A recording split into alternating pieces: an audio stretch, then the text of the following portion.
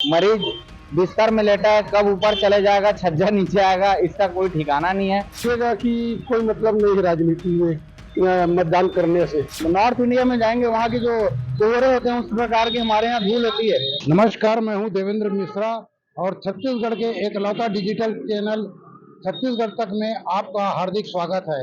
इस समय हम खड़े धमतरी के आम चौराहे पर, जहां बहुत सारे यंग वोटर हैं। आपको बता दें कि धमतरी जिले में तकरीबन 35 से 40 यंग वोटर्स की तादाद है, जो किसी भी राजनीतिक दल के समीकरण को बना सकते हैं और बिगाड़ सकते हैं। आइए हम उनसे पूछते हैं कि धमतरी में कितना विकास हुआ, आने वाले चुनाव में वो आखिर क्या सोचकर वोट देंगे और धमतरी की बुनियादी समस्याएं क्या है। हमारे बीच में है युवाओं के एक अगुआ मोनू साहू। हम उनसे पूछना चाहेंगे धमतरी की समस्याएं क्या है। धमतरी में ऐसा कोई कार्य नहीं हुआ है जिसको हम बोल सके कि नहीं हमारा धमतरी एक तरक्की की ओर अग्रसर हुआ है। धमतरी की सड़कें सही नहीं है, धमतरी की नाली सही नहीं है, धमतरी में मेडिकल कॉलेज नहीं है, धमतरी में और भी जो जरूरी सुविधाएं हैं वो हमको यहाँ पे नहीं मिल पा रही है। मैं स्वास्थ्य से लेकर के अभी बात करूँगा। सरकारी हॉस्पिटल धमतरी का एक ऐसा हॉस्पिटल है जहाँ पे बालोद जिला के भी पेशेंट आते हैं और यहाँ पे इलाज के लिए लोग भटकते रहते हैं। ना वहाँ पे उचित सुविधा है, ना टाइम में एक्सरे हो पाते हैं, ना टाइम में डॉक्टर मिल पाते हैं, और ना ही वहाँ का भवन सही तरीके से मजबूत है। पूरा भवन जर्जर हो गया है। मरीज बिस्तर में लेटा है, कब ऊपर चले जाएगा, छज्जा नीचे आएगा, इसका कोई ठिकाना नहीं है। इसके बावजूद यहाँ कांग्रेस की सरकार रही है, कांग्रेस के महापौर रहे हैं और इसके साथ भाजपा के विधायक भी रहे हैं। ये तीनों का कार्य देखा जाए तो सब अपने अपने स्तर पे कार्य किए हैं। ये अपने मौखिक रूप से बोलते हैं, लेकिन जनता को ये कहीं पे कोई कार्य दिखता नहीं है और यहाँ पे किसी प्रकार का विकास हुआ भी नहीं है। और नगर निगम की स्थिति तो इतनी खराब है, आप देख सकते हैं शहर की नाली बजाती हुई दिख रही है। सफाई को लेकर के बिल्कुल भी इन्होंने कोई कार्य नहीं किया है। तो ये थी धमतरी की समस्या है। अब हम बात करेंगे, हमारे बीच में मौजूद वोटर थे, कि आखिर इस चुनाव में क्या पार्टीगत आधार पर वोट होगा कि बुनियादी समस्याओं को सामने रखते हुए वोट होगा। आप बताइए कि इस चुनाव में आप क्या सोचकर मतदान करेंगे। मैं चुनाव में यही सोच कर मतदान करूंगा कि धमतरी का विकास हो, धमतरी मेडिकल कॉलेज खुले और जो यहाँ पॉलिटेक्निक है उसको अपग्रेड करके उसको इंजीनियरिंग कॉलेज में बदला जाए और यहाँ पे कोई ऐसा उद्योग धंधा खुले जिससे लोगों को यहाँ के व्यवसाय करने में लाभ मिले और हमारे धमतरी का विकास हो। आप बताइए धमतरी का राजनीतिक माहौल कैसा है। धमतरी की राजनीतिक माहौल देखा जाए तो अभी तो चुनावी वर्ष है, चुनावी वर्ष में गर्मी गर्मा तो रहेगा ही। साथ ही साथ मैं ये कहूँगा कि जिस तरह छत्तीसगढ़ में और भूपेश बघेल की सरकार जो योजनाएं लाई है, बहुत सारे आत्मानंद स्कूल हैं। अब बच्चों के देखा जाए तो, और अभी घोषणा किया गया कि केजी से लेकर पीजी तक के बच्चों का पढ़ाई फ्री में होगा, तो उस जगह भी देखा जाए तो बहुत अच्छा है। जिससे पता चलता है कि छत्तीसगढ़ में फिर से कांग्रेस की गवर्नमेंट एक बार फिर पुनः बैठेगी। और धमतरी तीसरा इसलिए हो गया क्योंकि यहाँ विधायक जी उतना बात को नहीं उठा पाए, इतना ही। आपका मानना है कि धमतरी में फिर कांग्रेस की जीत होगी। हम दूसरे मतदाताओं से पूछते हैं, आखिर आप क्या सोचकर मतदान करेंगे और यहाँ का माहौल कैसा है अभी। धमतरी का विकास हो जो रुका हुआ है वो देखने को मिलना चाहिए, क्योंकि 15-20 साल से देख रहे हैं कि स्थिति परिस्थिति जस की तस है। और अगर इस बार भी नहीं हुआ तो लगेगा कि कोई मतलब नहीं है राजनीति में मतदान करने से। मतदान करने के बाद एहसास होता है कि जो प्रतिनिधि जीत के आएगा वो शहर का विकास करेगा, लेकिन होता नहीं है। एक जीत के आता है तो सामने में वो ये बन जाता है, उसका सत्ता नहीं रहती, तो वो क्या कहता है कि हमारी तो सत्ता नहीं है। तो भाई आप जिस लिए सेवा के भाव से उतरे हो तो आपको पूरे आपके अंदर गट्स होनी चाहिए कि आप सत्ता विहीन हो, उसके बावजूद भी आप वहां से लेके आओ।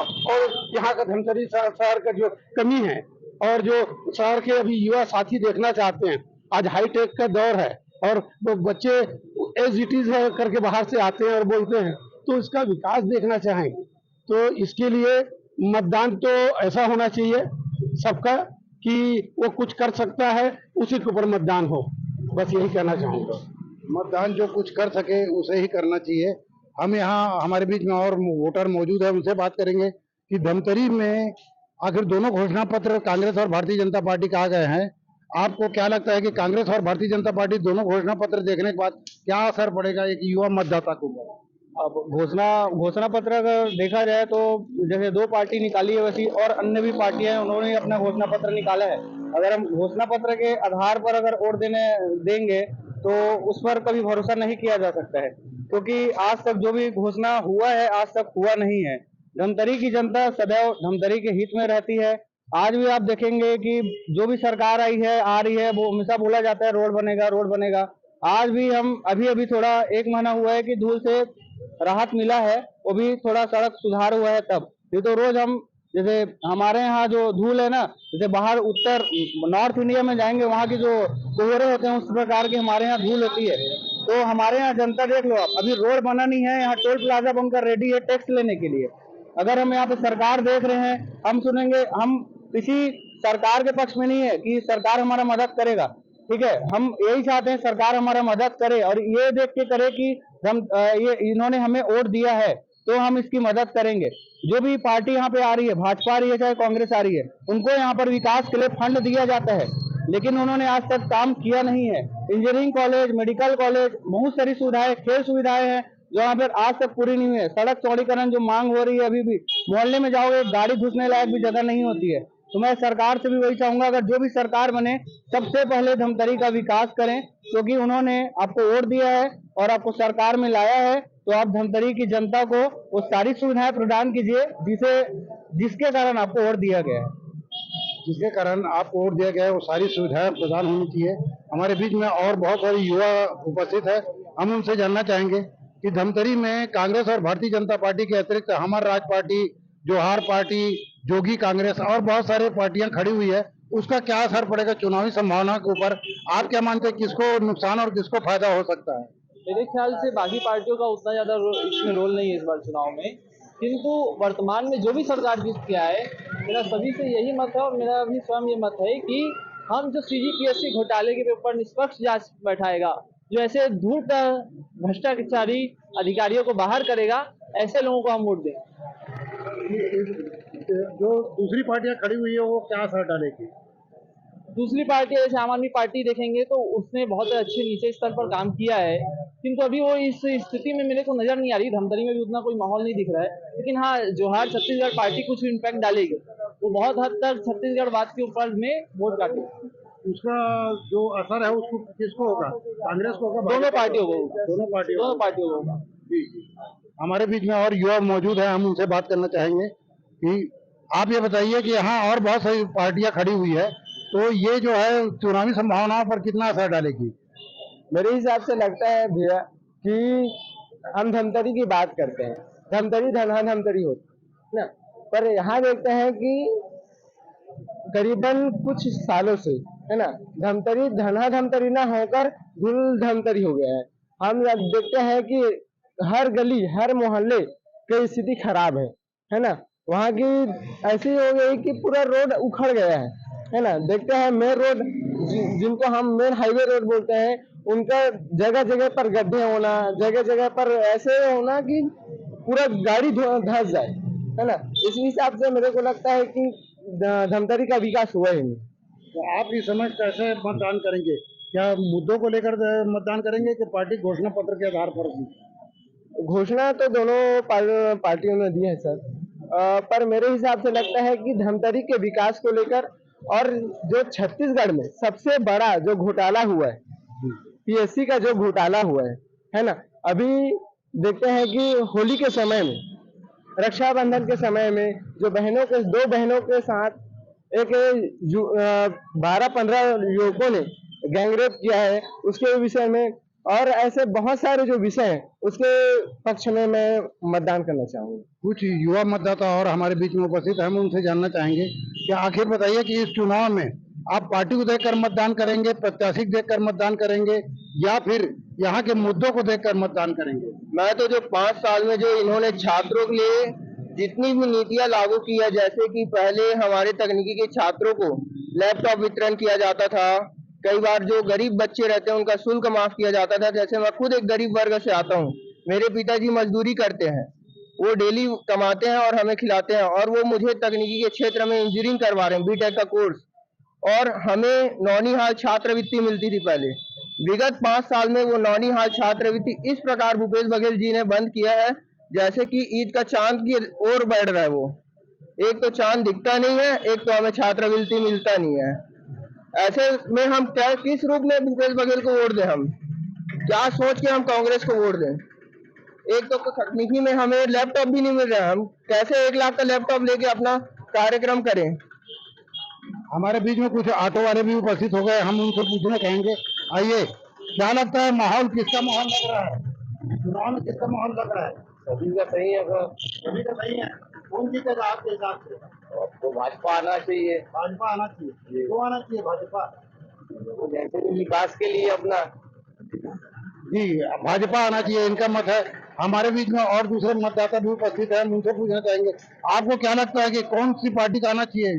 धमतरी में कौन सी पार्टी जीत सकती है? देखिए, मेहनत तो दोनों प्रत्याशी भरपूर कर रहे हैं और भी अन्य राजनीतिक पार्टियां जो यहाँ पे अपना जोर शोर लगा रही है।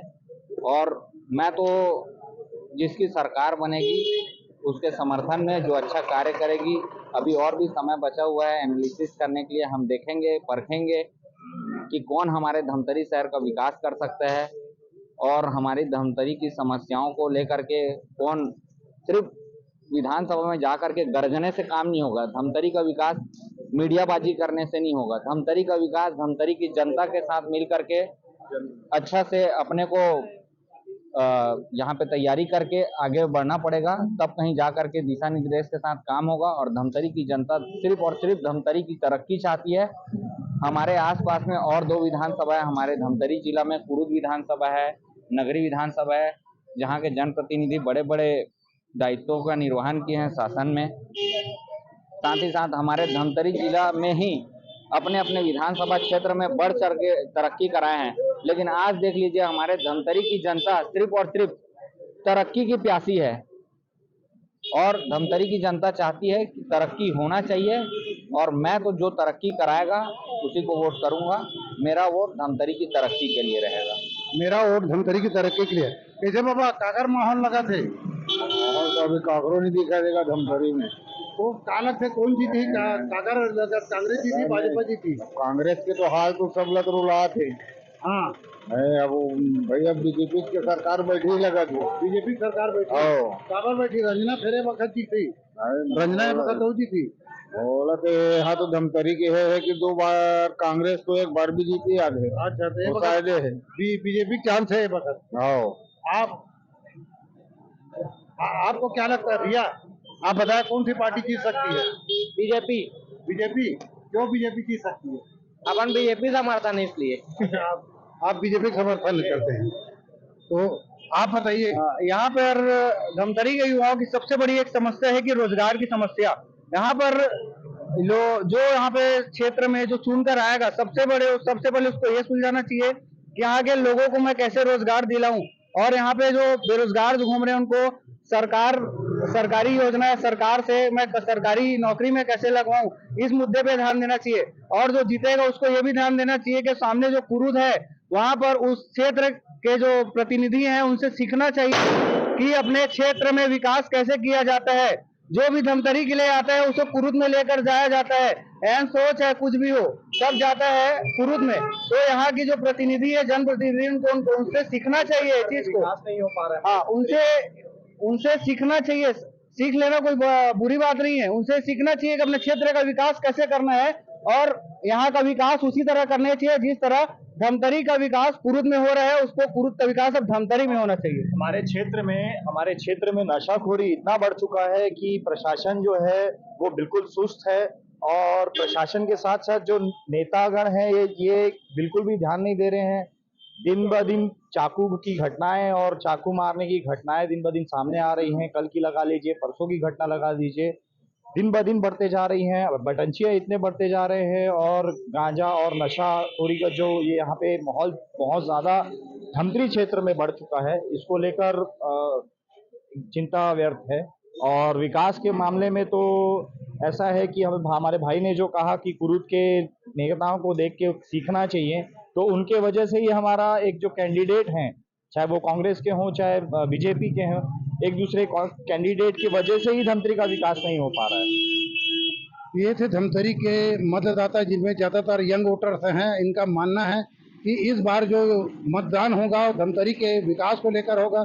बुनियादी समस्याओं को ध्यान में रखते हुए लोग मतदान करेंगे और पार्टी प्रत्याशी के बजाय धमतरी का विकास ही एक अहम मुद्दा होगा। मुझे दीजिए इजाज़त, फिर मिलते हैं अगले चौपाल में। देवेंद्र मिश्रा, छत्तीसगढ़ तक, धमतरी।